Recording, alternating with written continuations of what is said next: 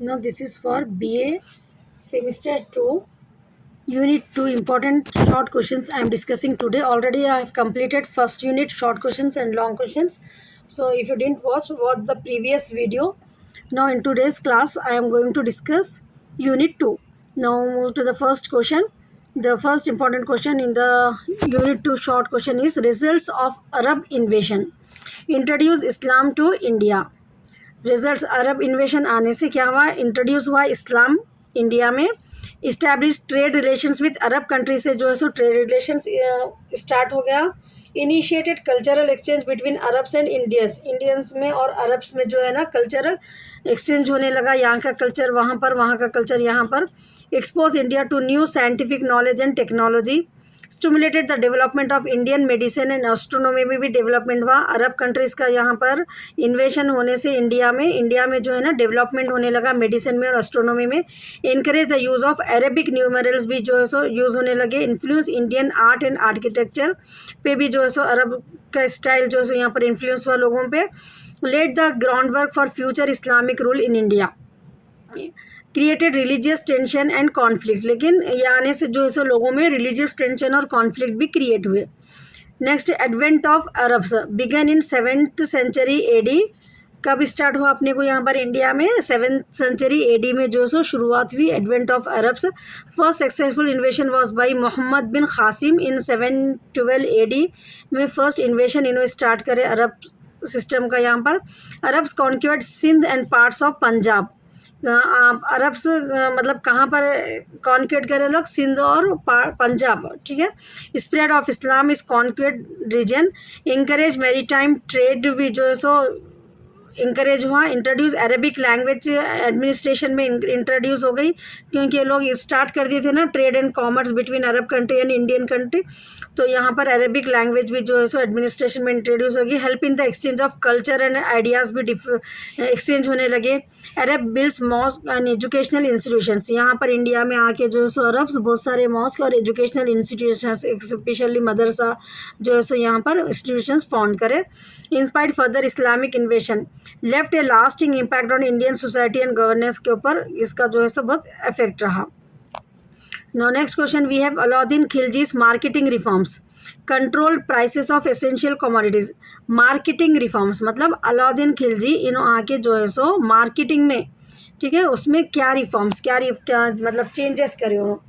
तो पहले क्या करे उन्होंने, कंट्रोल करे प्राइजेस में. जो एसेंशियल कमोडिटीज़ थे बहुत हाई थे, तो उसको वो प्राइजेस को थोड़ा एसेंशियल कमोडिटी को जो है सो सब तक जो है सो पहुंचना आराम से. मतलब गरीब जो लोग लोअर क्लास पीपल है सब जो है सो कमोडिटीज़ को, एसेंशियल कमोडिटीज़ को जो है सो ईजिली परचेज करना बोल के कंट्रोल करे उन्होंने प्राइजेस को. Introduce rationing of food and grains. Rationing of food and grains means वही लोअर क्लास को लो प्राइजेस पे फूड डिस्ट्रीब्यूट करना. ठीक है. लोअर मिडिल क्लास फैमिली को जो है सो ये सिस्टम इंट्रोड्यूस हुआ. Rationing of food and grains. Setup market inspectors रखे नो. मतलब जो हाई प्राइजेस जो कॉस्ट जो भी रहता, मतलब फार्मर से जो आते मीडिएटर्स को हटा के वैसा मार्केट में इंस्पेक्ट करने के लिए मार्केट इंस्पेक्टर्स को सेटअप करें नो. Fix wages of artisans and labourers को जो है सो थोड़े चीज़ों का फिक्स्ड वेजेस मिलना उन लोगों को. Establish separate market for grains के लिए अलग मार्केट, क्लोथ्स के लिए, हॉर्सेस के लिए अलग सेपरेट मार्केट जो है सो इस्टेब्लिश करे. Ensure regular supply to markets. अब ये जो मार्केट्स रहते हैं ग्रेन्स वगैरह, वो मार्केट्स में जो है ना रेगुलर सप्लाई होना, उसके लिए भी इंश्योर करें. Severe punishment for hoarding and black marketing. जो मतलब ज़्यादा प्राइजेस पे लोगों को बेचते वैसे लोगों को जो है सो सीवियर पनिशमेंट इस्टेब्लिश करे उन्होंने. Maintain market records and eliminated middle man को एलिमिनेट करे. ठीक है. ये क्या है पॉइंट्स अपने को, marketing reform, marketing point of view Alauddin Khilji क्या लाए थे वो पॉइंट्स अपने को यहाँ पर लिखने का रहता. Growth of literature under Delhi sultan के अंदर लिटरेचर के ऊपर क्या इफेक्ट था. ठीक है. जब भी आप हिस्ट्री पढ़ रहे आपको वो टाइम पे चले जाना रहता. ठीक है. नाउ प्रेजेंट एरा में अपने को जैसा कॉलेजेस स्कूल यूनिवर्सिटीज़ है वो नहीं, लिटरेचर वो टाइम पे कैसा स्टार्ट हुआ, ठीक है, कैसा ग्रोथ हुआ उसका, वो टाइम पे पास्ट में अपने को जाना रहता. ठीक है. जब हम हिस्ट्री पढ़ते तो growth of literature under Delhi sultan आए तो कैसा उन लोग लिटरेचर को ग्रोथ करे. ठीक है. Persian became the court language बन गई Persian. Development of historical writings. ठीक है. हिस्टोरिकल राइटिंग्स को डेवलपमेंट करे नो आगे, मतलब जो भी हिस्ट्री में हो रहा उसको जो है सो राइटिंग्स में नोट करना स्टार्ट करने लगा है। पोइट्स लाइक अमीर खुसरो फ्लोरिश, वो टाइम पे अमीर खुसरो के जो पोएट्स थे ना अमीर खुसरो, वो पोएट जो है सो बहुत फ्लोरिश करे थे दिल्ली सुल्तान के टाइम पे। Translation of Sanskrit work into Persian, क्योंकि पर्शियन को एक कोर्ट लैंग्वेज डिक्लेयर कर दिए थे। ठीक है, कौन? दिल्ली सुल्तान जो थे ना, ये लोग जो है सो पर्शियन को कोर्ट लैंग्वेज डिक्लेयर करे थे। तो यहाँ पर संस्कृत में जो भी वर्क्स थे वो उसको क्या करें लोग, पर्शियन लैंग्वेज में ट्रांसलेट करना स्टार्ट करें।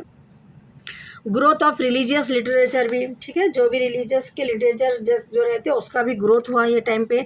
Literary patronage by sultan, rise of Indo Persian culture, अपने इंडो पर्शियन कल्चर बहुत राइज हुआ। Development of Sufi and bhakti literature, ठीक है, जो सूफीज थे, जो मुस्लिम्स पोएट्स वगैरह थे ना, जो सूफी और जो भक्ति के उसमें जो पोएट्स थे, वो भी डेवलपमेंट हुआ। सूफी एंड भक्ति लिटरेचर भी दिल्ली सुल्तान के टाइम पे। स्प्रेड ऑफ एजुकेशन थ्रू मदरसास, और बहुत सारे मदरसास जो है सो ये लोग फॉर्म करे, जिससे एजुकेशन को जो है सो स्प्रेड करे वो लोग। ठीक है, influence on later Indian literature पे, इसका ये सुल्तान दिल्ली सुल्तान जो स्टार्ट करे उन्होंने, ठीक है, उसका जो है सो इन्फ्लुएंस अपने को बहुत पड़ा। Next question we have Razia Sultana, first and only women ruler of Delhi sultanate के वो टाइम पे, only first women, only women थे ठीक है, रूलर जो थे सो। डॉटर ऑफ इल्तुमिश, इनके फादर का नाम क्या था? Iltutmish, daughter of Iltutmish. Ruled 1236 to 1240 AD तक इनका रूल था दिल्ली पे। Faced opposition from nobles and promoted education and culture को प्रोमोट करे लेड मिलिट्री कैंपेन्स को भी लीड करे। चैलेंज जेंडर नॉर्म्स, ठीक है, जेंडर नॉर्म्स जो भी थे ना मेल फीमेल को लेके, वो चीज़ों को जो सो चैलेंज करे। Encourage non discrimination in appointments मतलब जॉब्स के लिए, उसके लिए जो भी रहता था ना, नॉन डिस्क्रिमिनेशन, भेदभाव नहीं रहना लेडीज जेंट्स में, उसके लिए जो सो इंकरेज करे। Killed in battle due to internal rebellion, मतलब अपने इंटरनली उनके जो फॉर्म थी मतलब उनके उसमें जो है सो कोई इंटरनल रिबेलियन था, उसकी वजह से जो है सो अपनी बैटल में जो है सो किल्ड होगा killed in battle due to internal rebellion की वजह से। ठीक है, remember for her courage and administrative skills के लिए उनको आज भी याद किया जाता है, Razia Sultan. Next we have slave dynasty, founded by Qutbuddin Aibak in 1206 AD में फाउंड करे स्लेव डिनेस्टी बोल के ये फाउंड करे also known as Mamluk dynasty भी बोलते हैं इसको। ठीक है, स्लेव डिनेस्टी और ममलुक डिनेस्टी भी बोलते हैं। प्रोमिनेंट रूलर्स थे इसके Iltutmish Balban, strengthen Delhi sultanate and introduce administrative reforms, build Qutub Minar and promoted art architecture literature को प्रोमोट करे। Establish strong military, faced Mongol invasion, decline due to internal conflicts और वीक सक्सेसर की वजह से जो है सो मतलब आने वाले जो नेक्स्ट जनरेशन थे वो लोग उसको सही नहीं संभाल सके, उसकी वजह से जो है सो इंटरनल कॉन्फ्लिक्ट्स हो गए, ये डिक्लाइन हो गया। ये सिस्टम जो निकाले थे लोग स्लेव डिनेस्टी और ममलुक डिनेस्टी बोल के भी जो था, तो ये जो है सो दिल्ली सुल्तानेट थे तक वो था, लेकिन उसके सक्सेसर्स आने के बाद जो है सो डिक्लाइन हो गया ये। So these are the short questions I have discussed from the unit 2. Now this is long question answers for BA second semester from second unit. Write an essay on the administration of Delhi Sultanate. So this is the long question I am going to discuss. Administration system कैसा था Delhi sultanate के time पे, ठीक है। Introduction. The Delhi Sultanate was a major Islamic empire थे in medieval India that lasted from 1206 to 1526 AD तक जो है सो ये लोग जो है सो एम्पायर थे। ठीक है, दिल्ली सुल्तानेट का बहुत मेजर इस्लामिक एम्पायर थे ये, इन लोग जो सो 1206 से 1526 AD तक इस्लामिक एम्पायर थे ये। Its administration laid the foundation of centralise system of government, ठीक है, सेंट्रलाइज सिस्टम ऑफ गवर्नमेंट था इन इंडिया में। The sultan introduce several institutions, ये सुल्तान जो थे ना दिल्ली सुल्तानेट में जो सुल्तान थे उन्होंने इंट्रोड्यूस करे several institution that contribute to the consolidation of their rule and influence future Indian governance system including the Mughal empire, even some aspect of British colonial administration जो है सो स्टार्ट करे लोग। Now will see the central administration. The sultan was the supreme authority. ठीक है, king system था वो time पे. तो सेंट्रल एडमिनिस्ट्रेशन, डिसेंट्रलाइजेशन बोले तो when the power is distributed among the that is prime minister. अब जैसा सिस्टम है अपना डिसेंट्रलाइजेशन सिस्टम है वो. ठीक है, पावर को जो है सो अपने यहाँ पर डिस्ट्रीब्यूट कर देते. जब वो टाइम पे सेंट्रल एडमिनिस्ट्रेशन था, मतलब वो टाइम पे जो है सो सुप्रीम अथॉरिटी किसको मिलती थी, किंग्स को मिलती थी. तो द सुल्तान जो थे ना, वो किंग जो भी थे, किंग को सुल्तान बोलते थे वो टाइम पे. The sultan was the supreme authority holding legislative, executive, judicial power. पूरा सुल्तान जो हेड रहते था उनके हाथ में था सुप्रीम पूरा power. He was considered the shadow of God on earth. मतलब एक गॉड के जैसा, मतलब शैडो ऑफ गॉड के जैसा उनको जो है सो यहाँ पर कंसिडर किया जाता था वो टाइम पे जो भी सुल्तान थे. And his decisions were final रहते थे. The sultan appointed all important officers of the state. Only sultan only will appoint all the officers of the state. Military, general, governor जो भी रहते थे ना, सबको जो भी जो सुल्तान रहते ना, सुप्रीम अथॉरिटी जिसके हाथ में थी, उन वो लोग ही जो है सो यहाँ पर पूरा देखते थे. मिलिट्री के लिए जनरल एंड गवर्नर सब अपॉइंटमेंट, सबका अपॉइंटमेंट जो है ना ये सुल्तान की तरफ से ही होता था. दीवान वजारत फाइनेंस डिपार्टमेंट को बोलते थे, दीवान वजारत. ठीक है, हेडेड बाय द वजीर. दिस डिपार्टमेंट के लिए एक वजीर को रखते थे वो लोग. Was responsible for the collection of revenue, auditing accounts. अब अपन अभी भी जो ऑडिटिंग सिस्टम सीए जो रहते हैं ना अपने चार्टर्ड अकाउंटेंट कंपनीज का जो देखते थे ना, सो हेडेड बाय द वजीर. This department responsible for the collection of revenue. ठीक है, जो इनकम रहती है वो, और ऑडिटिंग अकाउंट्स जैसा सीए है. And managing the state treasury, जो भी था वो पूरा स्टेट का ट्रेजरी पूरा संभालने के लिए फाइनेंस डिपार्टमेंट को दीवानी वजारत बोलते हैं. This word you have to remember. और उसके हेड को क्या बोलते हैं हम, वजीर बोलते थे. ठीक है, ये लोग कलेक्शन करते थे रेवेन्यू, ऑडिटिंग करते थे अकाउंट्स की, और ट्रेजरी, स्टेट ट्रेजरी को पूरा मैनेज करते थे. नेक्स्ट अपने पास, इनके पास दीवान आरिस मिलिट्री डिपार्टमेंट. मिलिट्री डिपार्टमेंट के उसको क्या बोलते थे, दीवान आरिस. मैनेज बाय द आरिज मुमालिक. दिस डिपार्टमेंट, ये एक डिपार्टमेंट था उन लोगों का. ठीक है ना, ये एक डिपार्टमेंट था. Look after the recruitment. यहाँ पर मिलिट्री डिपार्टमेंट में क्या है, रिक्रूटमेंट होता था, ट्रेनिंग दी जाती थी, and payment to the of the army.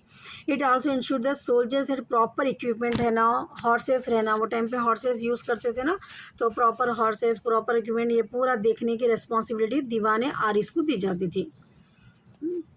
Next दीवान इंशा, records and correspondents, headed by दाबिर ख़ास. ठीक है, दाबिर ख़ास वगैरह हैंडल ऑफिशियल करस्पॉन्डेंस जो भी रहते थे, मेंटेन इंपीरियल रिकॉर्ड्स. ठीक है, जो भी रिकॉर्ड्स रहता था वो रिकॉर्ड करने के लिए जो डिपार्टमेंट था उसको जो है ना लोग दीवान इंशा बोलते थे. नेक्स्ट दीवानी रिसालत, रिलीजियस के अफेयर से, जस्टिस, कुछ भी फैसला करना है, कुछ भी डिसीजन लेना है तो उसके लिए दीवानी रिसालत बोल के था. लेड बाय द सदर उस सुदूर बोलते थे उनको. ठीक है, जो हेड रहते थे उनको लेड बाय सदर उस सुदूर. It dealt with religious endowments, appointment of खाजी को अपॉइंट करना, प्रोमोटेड इस्लामिक लॉ. ठीक है, शराया के हिसाब से जो भी देखना है वो उन्होंने देखते थे वहाँ पर. Next provincial administration. The empire was divided into provinces. ठीक है, जैसा अपने का एक कंट्री डिवाइडेड इंटू स्टेट्स कैसे रहता है, स्टेट्स में भी सिटीज़ कैसे रहते हैं, वैसा वहाँ का एक प्रोविंशियल एडमिनिस्ट्रेशन में पूरे एम्पायर को लोग जो है सो प्रोविंसेस में डिवाइड करते थे. कॉल्ड इख्तास बोलते थे उसको. ईच इख्ता वॉज गवर्न बाय द इख्तादार who collected revenue and maintain law and order. एक पर्टिकुलर एक प्रोविंस उनको दे देते थे, उन्होंने जो है सो वहाँ के पूरे लॉ एंड ऑर्डर, वहाँ के रेवेन्यू को कलेक्ट करना, पूरा वहाँ का सिस्टम को ऑर्गेनाइज करना, मेंटेन करना, पूरा देखते थे उन्होंने. However the system was somewhat feudal. The Iqtadars often acted independently and sent only a portion of the revenue to the central government. तो ये लोग क्या करते थे कभी कभी, however the system was somewhat feudal था ये, क्योंकि यहाँ पर जो इख्तदार्स थे जो अपॉइंट करे थे लोगों को जो गवर्न करने के लिए, ये लोग इंडिपेंडेंटली एक्ट करने देखते थे ना लोग. मतलब इन लोगों से हेड कोई भी नहीं था, एक ये लोग ये हेड थे. तो ये लोग क्या करते थे, portion of the revenue central को खाली बेचते थे, बाकी का जो है सो वो लोग रख लेते थे वो. नेक्स्ट अमीर, गवर्नर को जो है सो वो टाइम पे अमीर बोलते थे. Appointed by the sultan, appoint करते थे गवर्नर को. And responsible for civil military administration को पूरा देखना ये गवर्नर का काम था. मुफ्ती, the military officers in charge of इख्ता, समटाइम्स ओवरलैपिंग विद द अमीर्स रूल. उसके मतलब उनके साथ मिलके, गवर्नर के साथ मिलके कभी मिलिट्री ऑफिसर जो थे ना इंचार्ज ऑफ इख्ता, जो मिलिट्री के उसको देखने वालों को इख्ता बोले ना अपन, तो कभी कभी इनके गवर्नर के साथ मिलके जो काम करते हैं उनको मुख्ती बोलते थे। ये क्या था, प्रोविंस एडमिनिस्ट्रेशन था। नेक्स्ट लोकल एडमिनिस्ट्रेशन में बिलो द प्रोविंशियल लेवल, जो जैसा कि अपन स्टेट के पास सिटी लेवल अपने को कैसा रहता है, डिस्ट्रिक्ट कैसा रहता है अपने पास, वैसा बिलो द स्टेट लेवल पे वो था समझो। तो बिलो द प्रोविंशियल लेवल और डिस्ट्रिक्ट थे, जैसा शिक्स बोलते थे, डिस्ट्रिक्ट को क्या बोलते थे, एंड विलेजेस थे। Officials are included, local administration में ये चीज़ें आते थे। तो शिकदर maintain law and order and commanded military force at the district level पे, ये पूरा देखते थे लोग। शिकदार आमिल collected revenue at the village level पे, जो रेवेन्यू कलेक्ट करने वाले रहते थे उनको आमिल बोलते थे। पटवारी एंड कॉन्गो kept records and of land and agriculture का पूरा रिकॉर्ड मेंटेन करने वालों उनको पटवारी बोलते थे। और करेंगो पंचायत भी एग्जिस्ट होती थी विलेज में level to the settle minor dispute, जो भी रहते थे, जैसा कि छोटे मोटे झगड़े अगर कुछ हो गए तो उसके लिए सॉल्व करने के लिए प्रॉब्लम्स को पंचायत एग्जिस्ट होती थी विलेजेस में। And day to day affairs, but their power was limited under sultan centralise system, मतलब उसके बियॉन्ड नहीं जाना। जो भी सुल्ताना, जो भी मेन हेड रहते ना, उन्होंने जो है सो इन लोगों को गाइड करते थे। तो इन लोगों को जो भी बोला गया वो लोग वो हिसाब से जो है सो यहाँ पर अपना फैसला सुनाते थे, उसके अगेंस्ट नहीं जा सकते थे वो लोग। नेक्स्ट जुडिशियल एडमिनिस्ट्रेशन में the judicial administration was based largely on Islamic law पे बेस्ड था, ठीक है। खाजी उल खुजात द चीफ जज जो रहते हैं ऑफ द एम्पायर, खाजीज appointed the various level administration के शरिया। However in cases of involving non Muslim Hindus traditional law and custom were often respected, लेकिन नॉन मुस्लिम के अगर कुछ केस आया तो उन लोगों के जो भी कस्टम ट्रेडिशंस रहते हैं उसको जो है सो रेस्पेक्ट किया जाता था, उसके बेस पे जो है सो यहाँ पर जजमेंट किया जाता था। The sultan also held a court of appeal and could overturn decisions. Next military administration, the Delhi sultanate maintain a large standing army, ठीक है। बहुत सारी आर्मी रहती थी लोगों के पास, मिलिट्री एडमिनिस्ट्रेशन था। रिक्रूटमेंट, ट्रेनिंग देना, पेमेंट करना वह टाइटली कंट्रोल था under Alauddin Khilji. A unique system was introduce करे थे लोग। Next the branding horses and चेहरा identification of soldiers ensure that military resources were not misuse नहीं होना, ठीक है। जो भी हॉर्सेस रहते थे और जो भी सोल्जर्स रहते थे, पूरा उन लोगों के जो है सो फेस आइडेंटिटी रहना। Regular payment in cash replace the earlier practice of granting land in exchange of service. So regular payment in cash replace the earlier practice, पहले क्या थी, ग्रांटिंग लैंड देते एक्सचेंज ऑफ सर्विस, ज़मीन दे देते, लेकिन यहाँ पर ये सिस्टम में आने के बाद रेगुलर पेमेंट इन कैश देना स्टार्ट हुआ लोग को। नेक्स्ट रेवेन्यू एडमिनिस्ट्रेशन में लैंड रेवेन्यू इनकम का सोर्स ऑफ इनकम क्या थी वो टाइम पे, land revenue was a main source of income थी, ठीक है। जिसके पास भी लैंड रहती थी वो लोग को जो है सो टैक्स के फॉर्म में जो है सो इन लोगों को पेमेंट करना पड़ता था सुल्तान को। Revenue was usually 1/3 to 1/2 of the produce. 1/3 कितना था जब ऐसा फिक्स, 1/3 जितना भी प्रोड्यूस कर रहे हैं ना उसका 1/3 जो है सो यहाँ पर दे देना, या कभी कभी 1/2 ऑफ द प्रोड्यूस, आधा प्रॉफिट जो भी हो रहा आधा प्रॉफिट जो है सो सुल्तान को दे देना। ऐसा सिस्टम था रेवेन्यू का वो टाइम पे।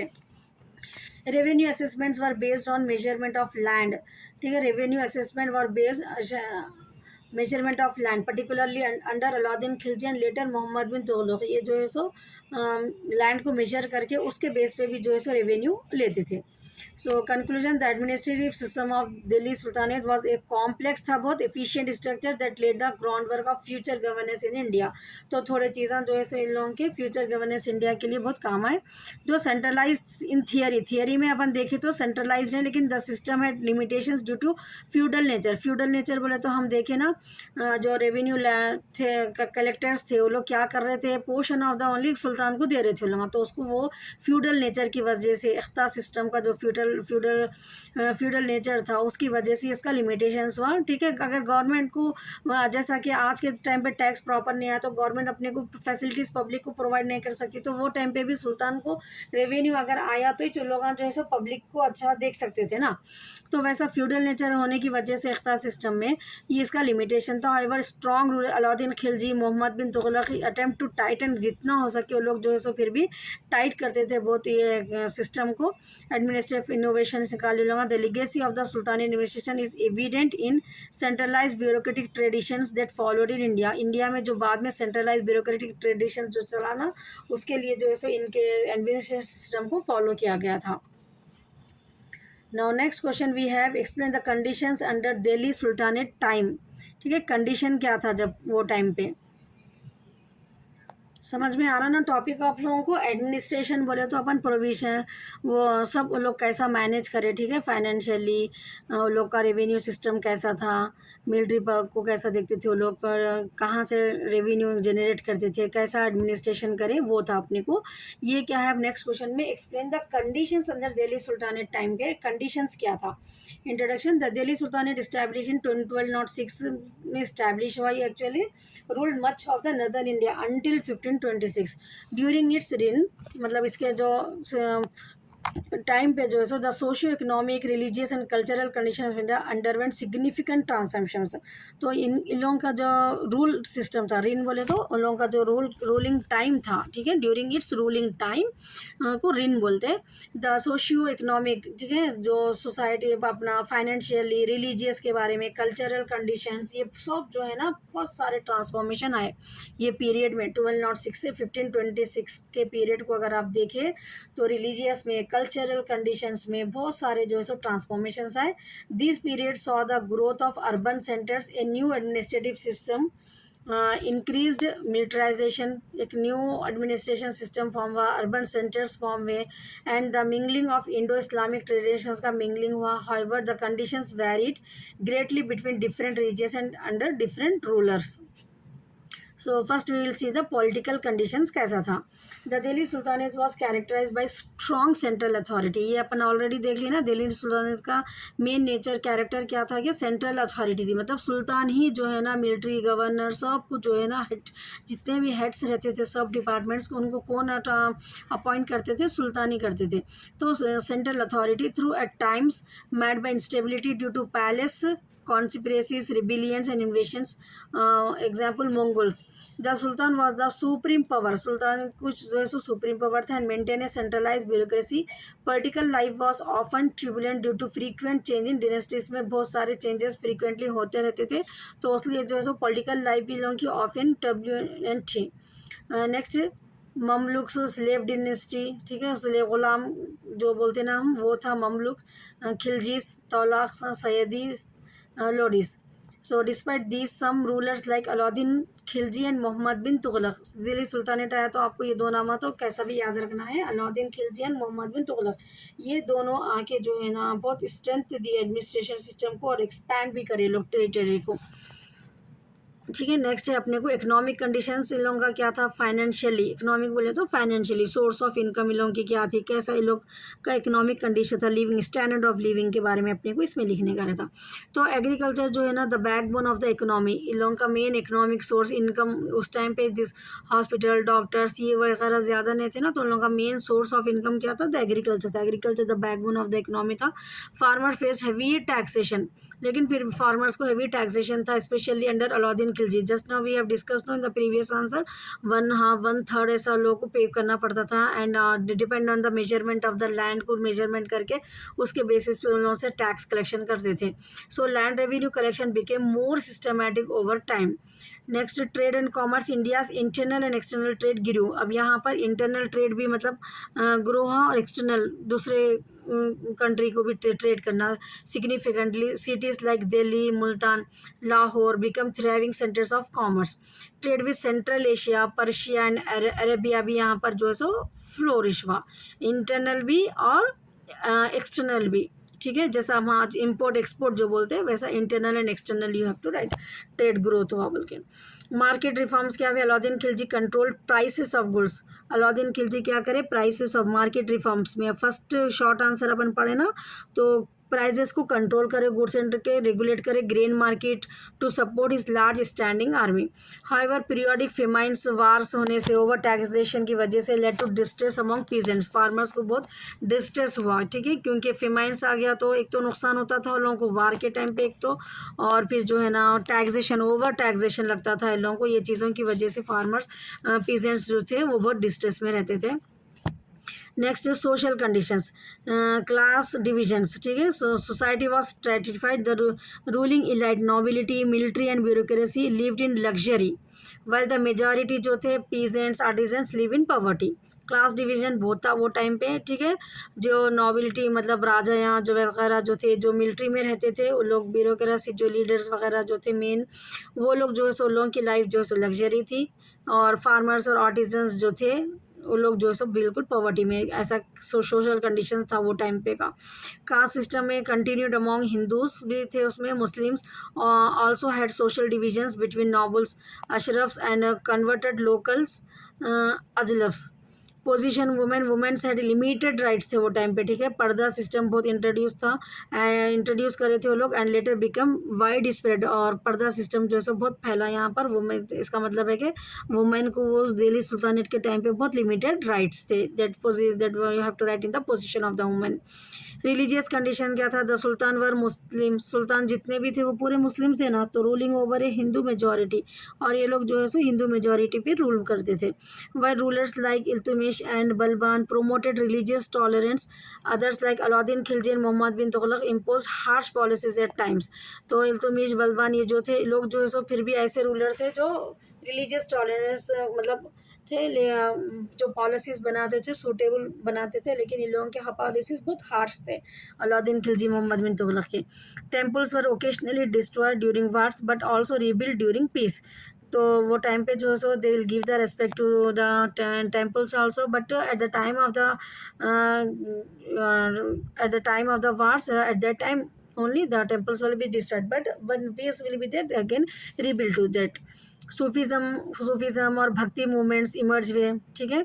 जो पोएट्स थे ना वो लोग जो है सो, जो मुस्लिम पोएट्स थे वो लोग जो है सो सूफीस कहलाते थे। एंड भक्ति मूवमेंट जो हिंदूज थे वो लोगों के कल्चर में जो लोग राइटिंग्स करते थे, जो पोएम्स लिखते थे वो लोग प्रोमोटिंग पीस के लिए, टॉलरेंस के लिए, devotion, bridging gaps between Hindu and Muslim. तो ये सूफीज़म भक्तिज़म के थ्रू जो है सो इन लोग ये जो भी गैप था बिटवीन मुस्लिम दो मुस्लिम, इसमें जो है सो इसको दूर करने की कोशिश करते थे। नेक्स्ट है अपने को cultural conditions. Rich blend of Indo Islamic culture था अपना पूरा evolve. Persian became the court language. Cultural condition में पर्शियन जो है सो कोर्ट लैंग्वेज थी वो टाइम पे।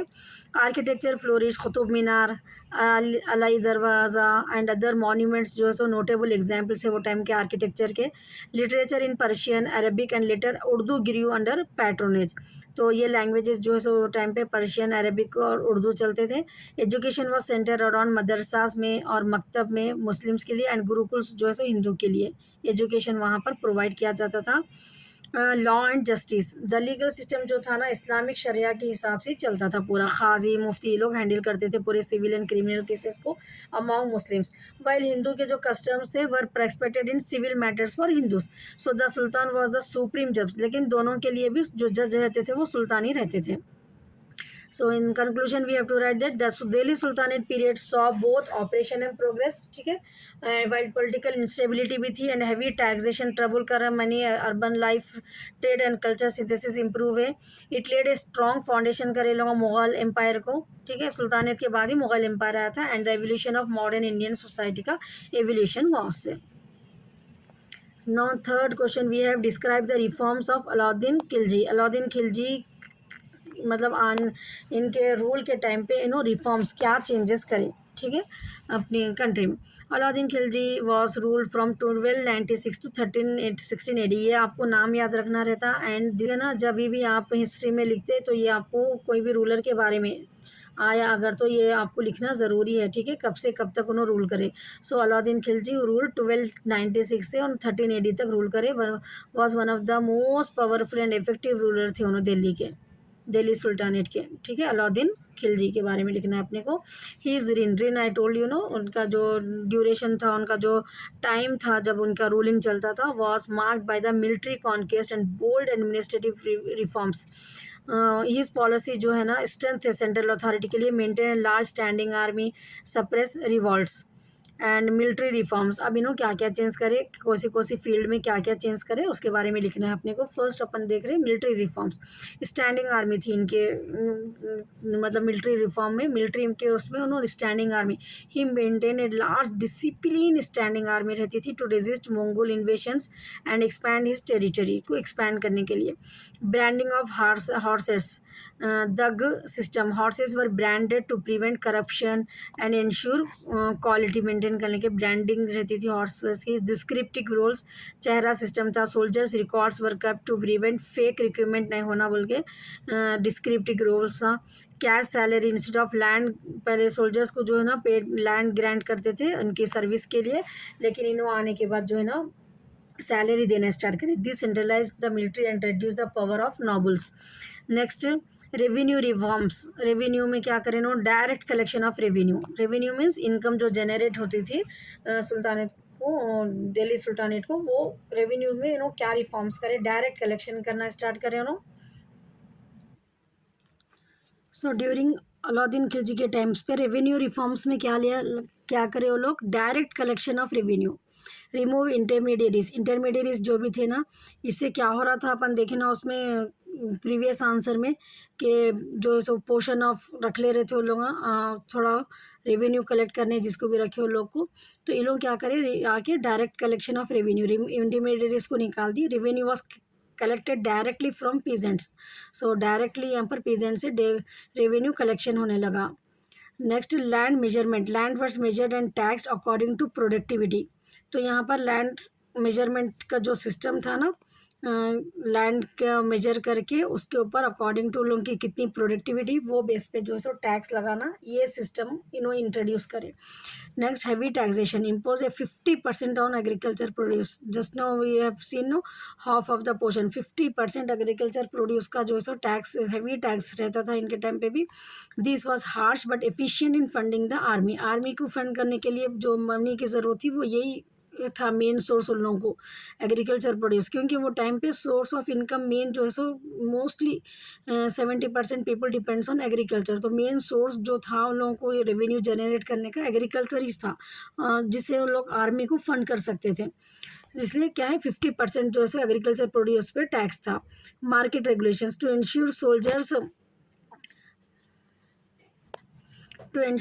soldiers salaries sufficient, market prices और strictly कंट्रोल, यहाँ पर जो है सो मार्केट प्राइसेस को बिल्कुल कंट्रोल में रखते थे लोग।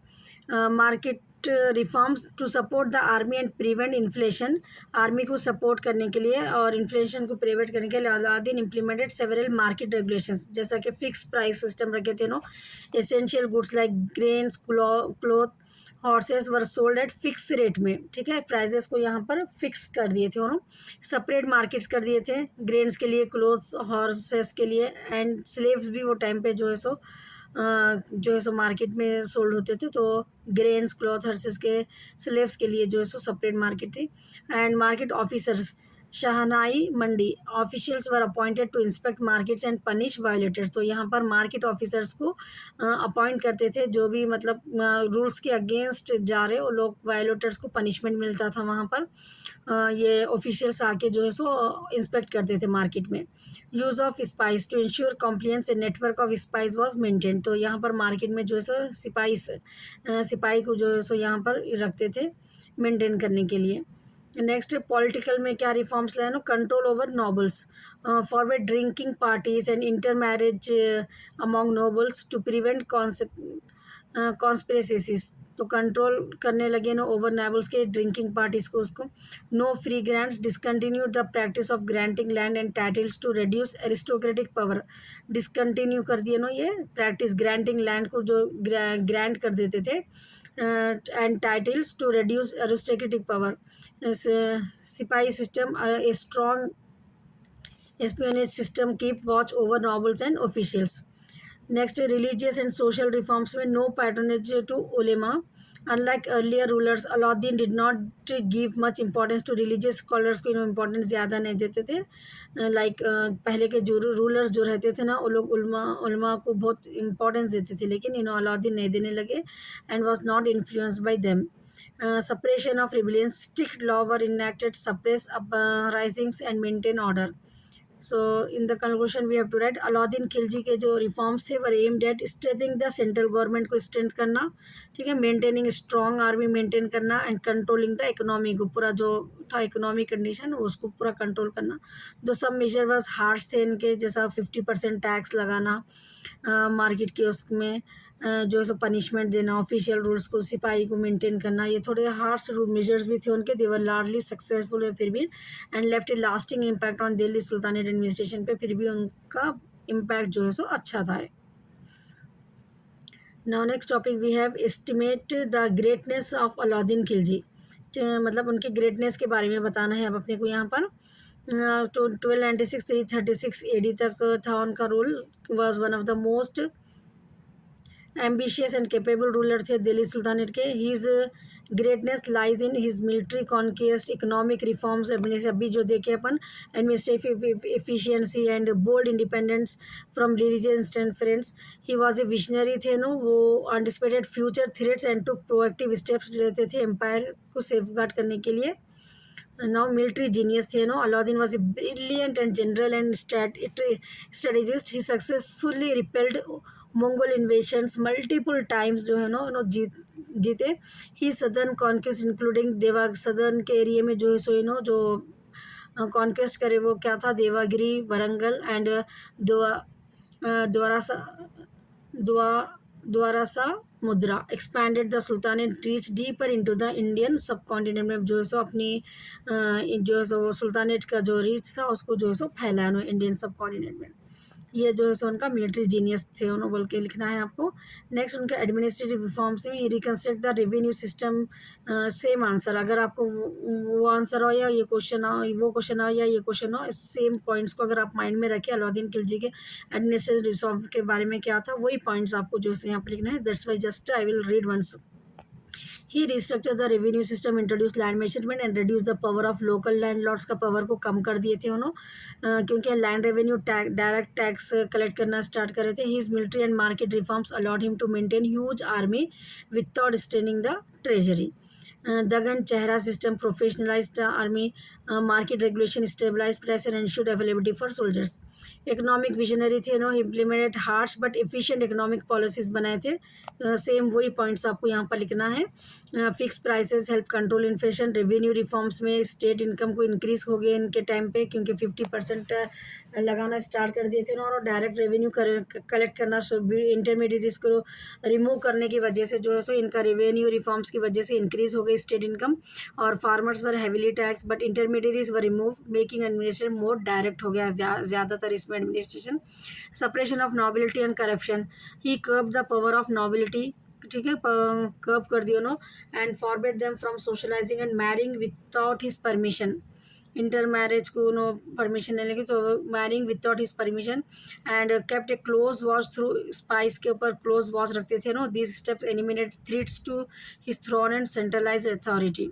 तो इनको खुद वॉच करने की वजह से इनको जो है सो जो डर रहता था दूसरों का, वो डर जो है सो ज़्यादा नहीं था, क्योंकि डायरेक्ट नज़र रखते थे उन्होंने। Independent rule, unlike other rulers Alauddin did not seek approval from the caliph. Caliph से मतलब जो खलीफ रहते थे ना, उलमा डिक्टेट्स, वो लोगों के उस पर नहीं चलते थे। ही believe in complete state control and secular governance रहना बोलते थे। This made him one of the most independent minded ruler था इंडियन हिस्ट्री में उन्होंने, अलाउद्दीन खिलजी। नेक्स्ट कल्चरल और architecture, while not a great patron of literature के उतना नहीं थे, ग्रेट पैट्रॉन नहीं थे। ही बिल्ट आर्किटेक्चर मार्बल्स बनाए, जैसा कि अलाई दरवाज़ा, इनलाट Qutub Minar. His rule was witness growth in Indo Islamic culture, ज़्यादा ग्रो हुआ। Conclusion, Alauddin Khilji was not only a conqueror but also a reformer भी थे एडमिनिस्ट्रेटर। अच्छे बातें लिखना है इनके इसमें, ठीक है। स्टेटमेंट से डिस्पाइट हिज ऑटोक्रेटिक नेचर था, मैं जो बोला वो सब सुना, ठीक है, वैसे नेचर के थे his contributions to military administrative and economic reform justify his greatness के बारे में मालूम होता अपने को, इनका जो चेंजेस लाए he was one of the few Delhi Sultan who ruled with A clear vision के साथ काम करे एंड रिमार्केबल इफेक्टिवनेस अचीव करे। Now next last question we will see, critically examine the results of Arab conquest of Sindh. The Arab conquest of Sindh in 712 AD by Muhammad bin Qasim, ठीक है, mark the first successful Islamic invasion थे India के ये, दो limited geographically geographical area जो था बहुत limited था उस टाइम पे. It had long lasting political religious and cultural consequence. The conquest introduced Islam to the Indian subcontinent. Indian subcontinent में जो है सो इस्लाम को इंट्रोड्यूस करे एंड इनिशिएटेड ट्रेड भी स्टार्ट करे यहाँ पर cultural exchange between India and the Islamic world से. सो यहाँ पर अपने को critical examiner result of Arab conquest of Sindh. Sindh में अरब जब आना है इंडिया में, तो जब अपने को क्या इफेक्ट हुआ उससे. पॉलिटिकल के ऊपर इम्पैक्ट पड़ा वो लोग आने से. The conquest establish Arab rule in Sindh and parts of southern Punjab over 3 centuries. तो मतलब 3 centuries में 300 ईयर्स तक. ठीक है, उन लोगों का यहाँ पर जो है सो इफेक्ट रहा. However the Arabs fail to expand deep into India. लेकिन ज़्यादा लोग जो सो फैलाने में, इंडिया में फैलने से जो है सो फेल हो गए, क्योंकि India due to strong Rajput resistance था and lack of support from the caliphates. जो इस्लामिक स्कॉलर्स थे ना, उन लोगों को कलीफेट्स बोलते थे, तो उन लोगों का सपोर्ट नहीं मिलने की वजह से और राजपूत का रेजिस्टेंस रहने की वजह से जो है सो अरब्स जो है सो ज़्यादा एक्सपैंड नहीं कर सके. And religious counter impact. Islam began to spread India through peaceful mean से ट्रेड एंड सूफी मिशनरीज के थ्रू जो है सो इस्लाम यहाँ पर फैलना शुरू हुआ. Arab influence brought Persian and Arabic language. ये अरब की वजह से जो है so Arabic and Persian language यहाँ पर इन्फ्लुएंस हुई, which eventually became part of India के एडमिनिस्ट्रेटिव एंड कल्चरल फैब्रिक में जो है सो ये एक पार्ट बन गया. ये Indo Arabic culture fusion led to ground work for later Islamic empire like Delhi sultanate Mughals. ये जो है सो इंडो अरब कल्चर की वजह से ही जो है सो ये एम्पायर जो है सो अच्छे से मतलब फॉलो कर सके लोग. नेक्स्ट, ट्रेड एंड कॉमर्स में Arab traders had long standing ties with India. India से अपना अरब का ट्रेडर्स जो है सो बहुत टाइप था. After conquest this relation strength, और ज़्यादा जो है सो ट्रेड में जो है सो वो हो गया, इम्पोर्ट एक्सपोर्ट में डेवलपमेंट हुआ. Ports in Sindh became major center. से अपने जो इंडिया के जो पोर्ट्स थे ना, वो बहुत मेजर सेंटर बन गए ट्रेड के लिए India. The Middle East and Africa. And social impact इसका, Arab rules was relatively tolerant था. Local religions, Hindus were allowed to practice their faith. यहाँ पर अरब रूल था, लेकिन दूसरे रिलीजन को भी ये लोग टॉलरेट करते थे. And they will allow Hindus to practice their faith. उनका जो भी है in faith in exchange of paying जिजिया, a tax of non Muslim को जो है सो जिजिया बोल के जो है सो एक टैक्स पे करना रहता था. Inter marriages and settlements led to small but stable Muslim community. Military and administrative legacy में, although Arab political control was short-lived, ज़्यादा नहीं था, their administrative modules influenced later Islamic rulers India. Arab introduced new military techniques, निकाले लोग technology, influencing Indian warfare. Criticism limitations क्या था इसका. The conquest did not lead to wide spread. ज़्यादा नहीं फैल सका ये political change across India. Arab rule remain confined to Sindh. Sindh के एरिया में ज़्यादा कन्फाइंड था and was eventually replace by local dynasty and then Ghaznavids and was eventually replace by local dynasty and Ghanaisis. Many historians argue it was more of a cultural exchange than a long-lasting constant. लेकिन ज़्यादा नहीं था, लेकिन फिर भी cultural exchange जो है सो बहुत इफेक्ट पड़ा यहाँ पर. The Arab conquest of Sindh was a significant historical event है ये, बिगिनिंग में इस्लामिक प्रेजेंस का इंडिया में. दो it's political impact was limited था, इट है deep and lasting cultural religious जो है सो अपने को असर छोड़ के गए वो लोग, और जिससे अपन आज भी जो है सो इंडिया में अपने जो रिलीजियस है, लास्टिंग कल्चरल रिलीजियस अपने को अभी भी उसी वजह से अपने को यहाँ पर इस्लाम इतना डेवलप हुआ. And economic consequences, it pave the way future Muslim invasions. इसको ये अरब कॉन्क्वेस्ट आने से की वजह से जो है सो यहाँ पर लोग का इन्वेशन होने की वजह से जो है सो जो फ्यूचर में मुस्लिम्स रूल्स करे उसके लिए बहुत बड़ा इन लोगों का हाथ था. And contributed to the composite culture of India. So with this I have completed unit 2. Even though if you want any topic to me explain in the unit 2, you just comment it, I will try to explain. Otherwise I am going to start the third unit in the next video. If you didn't subscribe to my channel, subscribe it. And if you have any doubt, you can ask me in the comment. All the best.